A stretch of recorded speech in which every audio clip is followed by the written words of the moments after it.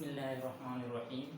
अस्सलाम वालेकुम dear viewer. आज के लेक्चर के अंदर हम बात करेंगे HIV यानी human immune virus, dangerous virus which cause acquired immune deficiency syndrome.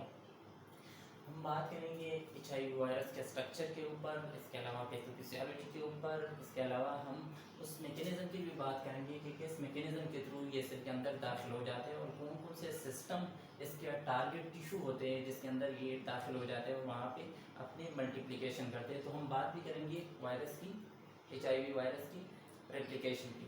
सबसे पहली बात जो हमें याद रखनी है इस वायरस से रिलेटेड, वो ये याद रखनी है कि ads belong to the group of virus called RNA, belong to the group of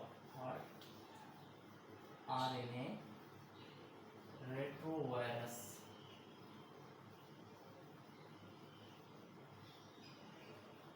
HIV virus का जो बिलोंग है किस ग्रुप से बिलोंग करते हैं, this is called RNA retrovirus. हम बात करेंगे कि इसको रेट्रोवायरस क्यों कहते हैं।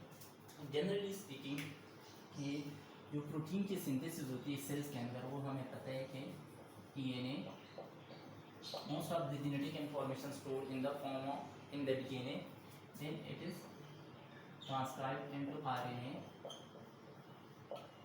And then RNA translated into protein. और प्रोटीन फिर हमें पता है कि टू टाइप्स के प्रोटीन होते हैं, कौन कहते हैं स्ट्रक्चर प्रोटीन और सेकंड फंक्शनल प्रोटीन।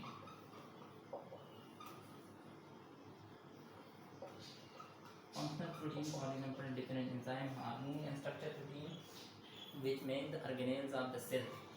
तो ये जो जनरल हम कहते हैं कि DNA की रेप्लिकेशन होते हैं, वो ये होता है कि जेनेटिक मटेरियल DNA के फॉर्म में स्टोर होता है, वो कन्वर्ट हो जाते हैं RNA में, देन इनटू प्रोटीन।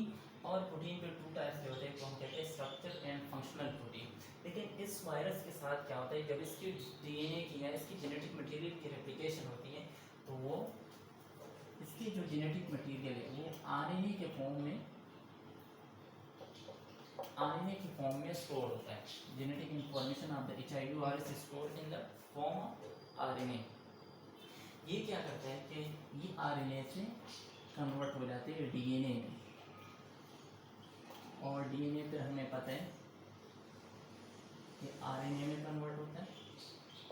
और RNA टू टाइप्स के होते हैं, कौन कहते हैं जिनोमिक RNA, और एक कौन कहते हैं मैसेंजर RNA।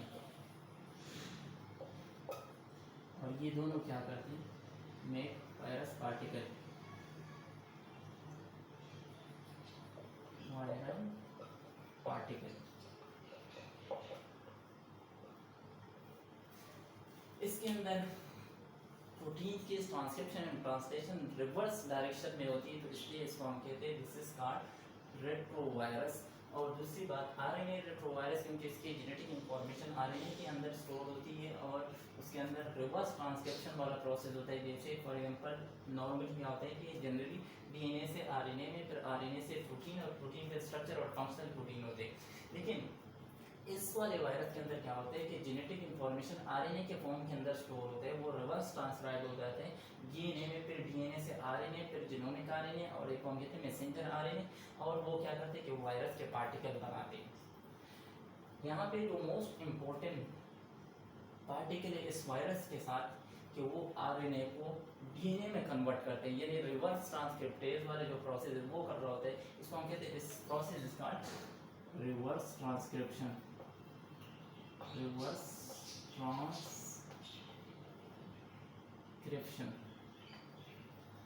और ये वायरस भी इतना इंटेलिजेंट है कि इसके पास एक एंजाइम होता है जो कि RNA के जेनेटिक मटेरियल को DNA में कन्वर्ट करते हैं। उस एंजाइम को हम कहते हैं रिवर्स ट्रांसक्रिप्टेज। वो इस वायरस के पास होता है, वो RNA को DNA में कन्वर्ट कर देते हैं। ये तो हो गया RNA को हम रेट्रोवायरस क्यों कहते हैं, क्योंकि इसके अंदर जो RNA का ट्रांसक्रिप्शन और ट्रांसलेशन है वो रिवर्स डायरेक्शन में होता है, तो इसलिए हम इसको कहते हैं this is called RNA retrovirus.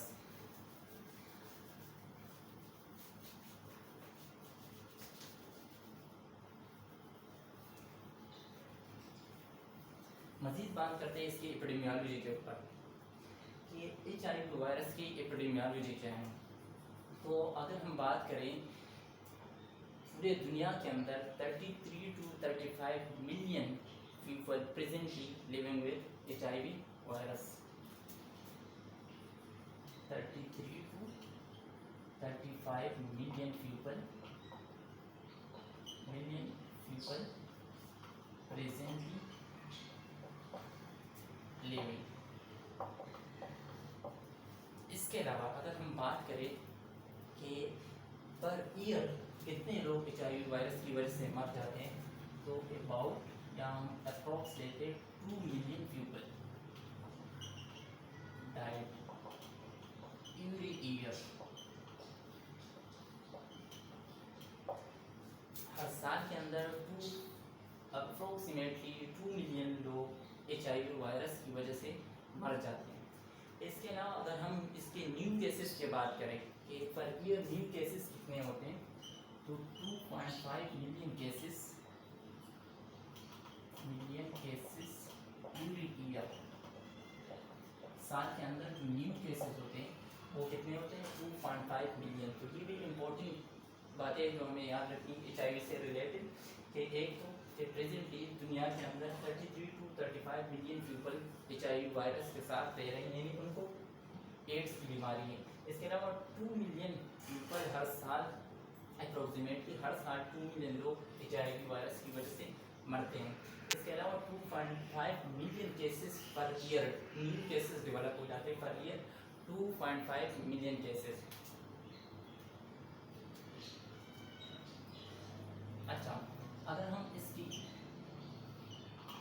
Country की बात करें तो 70% cases 70% of the HIV cases in Africa, 20% in Asia and the remaining 10% rest of the world।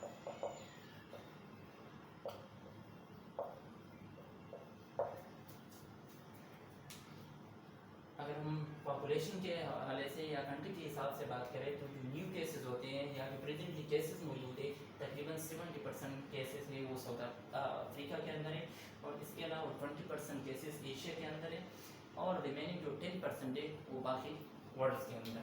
ये तो हो गई इसकी एपिडेमियोलॉजी। अब बात करते हैं स्ट्रक्चर ऑफ वायरस कि HIV के स्ट्रक्चर क्या है।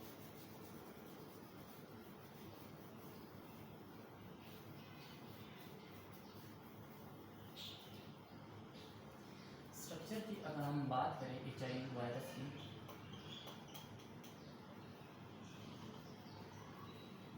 तो this is covered by double layer membrane which is made of lipid, और जिस वायरस के सराउंड में लिपिड बाइलेयर होते हैं उस वायरस को हम कहते हैं इनवलप वायरस।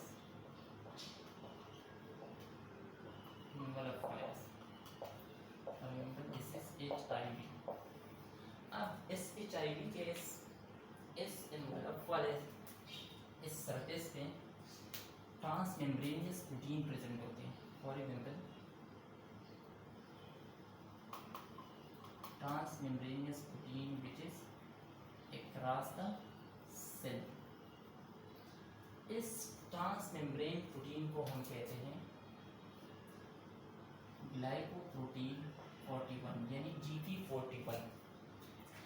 इस के बाहर साइड पे यानी इस ग्लाइकोप्रोटीन 41 के आउटसाइड पे अनदर प्रोटीन प्रेजेंट होते हैं, और उस प्रोटीन को हम कहते हैं GP120, जिसे ग्लाइकोप्रोटीन नंबर 20। अब कौन से बॉडी के अंदर ऐसे सेल्स हैं? अच्छा, ये वाले जो ग्लाइकोप्रोटीन GP120 है इसका मेन काम होता है रिसेप्टर के साथ अटैच हो जाना, और GP41 का काम होता है जो ट्रांसमेम्ब्रेनियस प्रोटीन है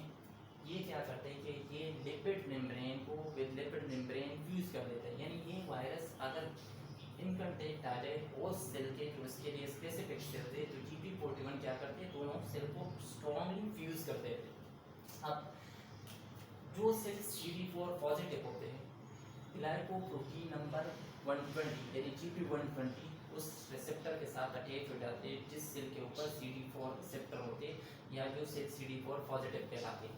CD4 पॉजिटिव सेल की अगर हम बात करें, CD4 पॉजिटिव सेल, तो ज़्यादातर लोगों को ये पता होता है कि CD4 positive cell is helper T cell,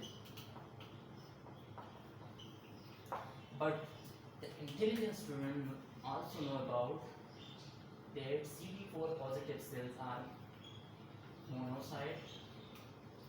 monocytes which become macrophages, and some of the dendritic cells also CD4 positive. Macrophages in the nervous system, macrophages in the nervous system which is called macroglia, and also CD4 positive cell, and follicular dendritic cells,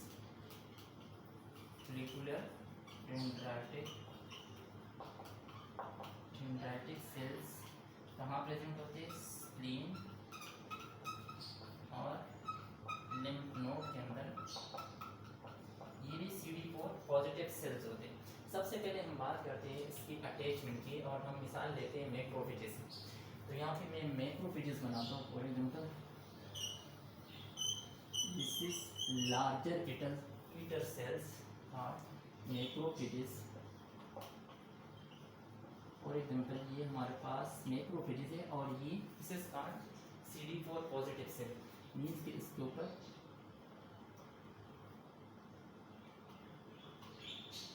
ये receptor मौजूद है और इस receptor को हम कहते हैं CD4 receptor. अब जैसे ही वायरस बॉडी के अंदर दाखिल हो जाते हैं तो इसका इस रिसेप्टर के साथ इंटरेक्शन हो जाता है। तो GP41 प्रोटीन क्या करते हैं, वो CD4 रिसेप्टर के साथ अटैच हो जाते हैं। इसका मेन काम होता है attachment of the virus to the host cell. जैसे ग्लाइकोप्रोटीन 120 GP120 CD4 रिसेप्टर के साथ अटैच हो जाते हैं तो इट्स वो ट्रांसफॉर्मेशनल चेंजेस, इसके अंदर ट्रांसफॉर्मेशनल चेंजेस आ जाती है and it express a protein, it express another two side protein domain। अब GP41 जब CD4 रिसेप्टर के साथ टच हो जाते हैं तो ये ट्रांसफॉर्मेशनल इसके अंदर चेंजेस हो जाते हैं और ये क्या करते हैं कि दो प्रोटीन के डोमेन एक्सप्रेस करते हैं। अब हमें पता है कि मैक्रोफेजेस के लिए नॉर्मली जो CD4 रिसेप्टर है, या फॉर एग्जाम्पल यहाँ पे दूसरा रिसेप्टर मैं बना देता हूँ, and this receptor is called CCR5 जो कि नॉर्मली मैक्रोफेजेस के ऊपर प्रेजेंट होते हैं। This CCR5 and CD4 is physiologically active forward cytokines. This is cytokine receptor. अब जो another hand या जो प्रोटीन डोमेन है वो क्या करते हैं, वो इस CCR5 रिसेप्टर के साथ टच हो जाते हैं।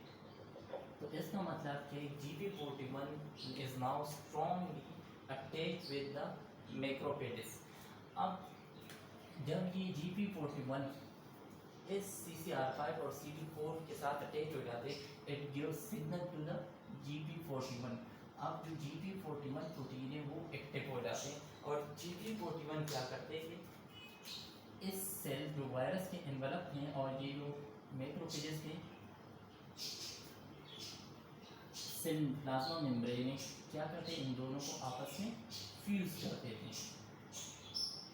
तो इसलिए हम GP41 को कहते हैं this is called fusion molecule and GP120 is called what, attachment molecule. तो नेक्स्ट सेशन के अंदर जस्ट एक ब्रीफ रिव्यू लेते हैं, उसके बाद नेक्स्ट सेशन के अंदर हम बात करेंगे कि वायरस GP41 जब इसके साथ फ्यूज हो जाते हैं तो उसके बाद क्या चेंजेस आ जाती है इस वायरस के अंदर। आज हमने बात की HIV वायरस की, जिसके फुल फॉर्म ही ह्यूमन इम्यून वायरस, और जिसकी वजह से जो बीमारी होती है उसको हम कहते हैं एक्वायर्ड इम्यून डिफिशिएंसी सिंड्रोम, जो कि एक सिंड्रोम है जिसके अंदर मल्टीपल सिस्टम बॉडी के इन्वॉल्व हो जाते हैं और हम प्रोन हो जाती है, इम्यून सिस्टम भी उसके अंदर वीक हो जाते हैं। इसको हम आरएनए रेट्रोवायरस कहते हैं क्योंकि इसके अंदर प्रोटीन की जो ट्रांसलेशन होती है वो रिवर्स चेंजेस, रिवर्स डायरेक्शन में होती है और इसके पास स्पेशल एंजाइम प्रेजेंट होता है जिसको हम कहते हैं रिवर्स ट्रांसक्रिप्टेज, जो कि रिवर्स ट्रांसक्रिप्शन के लिए ज़रूरी होता है। इसके अलावा हमने जनरल एपिडेमियोलॉजी की बात की कि कितने केसेस दुनिया के अंदर प्रेजेंट है, तो 33 to 35 मिलियन अप्रोक्सीमेटली ये केसेस प्रेजेंट है दुनिया के अंदर। 2 मिलियन पीपल HIV वायरस से पर ईयर मरते हैं और इसके अलावा 2.5 million new cases per year affair हो जाते हैं। उसके बाद हमने बात की इसके स्ट्रक्चर की, तो दिस इज इन्वॉल्व स्ट्रक्चर जो लिपिड से बना हुआ है और इसके ऊपर 2 टाइप्स के प्रोटीन प्रेजेंट होते हैं। एक को हम कहते हैं GP41 जिसका काम होते हैं फ्यूजन करना और GP120 का काम होता है अटैचमेंट करना। ये HIV वायरस के जो रिसेप्टर होते हैं वो CD4 पॉजिटिव सेल्स के ऊपर प्रेजेंट होते हैं और CD4 पॉजिटिव सेल्स हमारे पास हेल्पर टी सेल्स है, मोनोसाइट मैक्रोफेजेस से बन जाते हैं, तब dendritic cell specially of the skin जिसको हम लैंगरहैंस सेल्स भी कहते हैं। इसके अलावा माइक्रोग्लिया जो नर्वस सिस्टम के मैक्रोफेजेस है, फॉलिकुलर डेंड्राइटिक सेल जो कि स्किन और नोड के अंदर डेंड्राइटिक सेल प्रेजेंट होते हैं, उसको हम कहते हैं this is follicular dendritic cell. ये सारे सेल CD4 पॉजिटिव होते हैं। अब अगर हमने मैक्रोफेजेस की मिसाल दी, अगर ये CD4 रिसेप्टर है तो GP41 इसके साथ अटैच हो जाते हैं और इसके अंदर ट्रांसफॉर्मेशनल चेंजेस हो जाती है, इन अदर डोमेन एक्टिव हो जाते हैं और वो CCR5 कीमोकाइन रिसेप्टर नंबर 5 क्योंकि सेल इस मैक्रोफेजेस के ऊपर प्रेजेंट है उसके साथ अटैच हो जाते हैं और ये नॉर्मली रिसेप्टर का cytokine, this is physiological cyto receptor का साइटोकाइन। अब जब ये GP41 अटैच हो जाते हैं स्ट्रॉन्गली तो GP120 क्या करते हैं, वो GP41 को सिग्नल देते हैं और GP41 क्या करते हैं, इन दोनों मेम्ब्रेन को आपस में फ्यूज करते हैं। Thank you.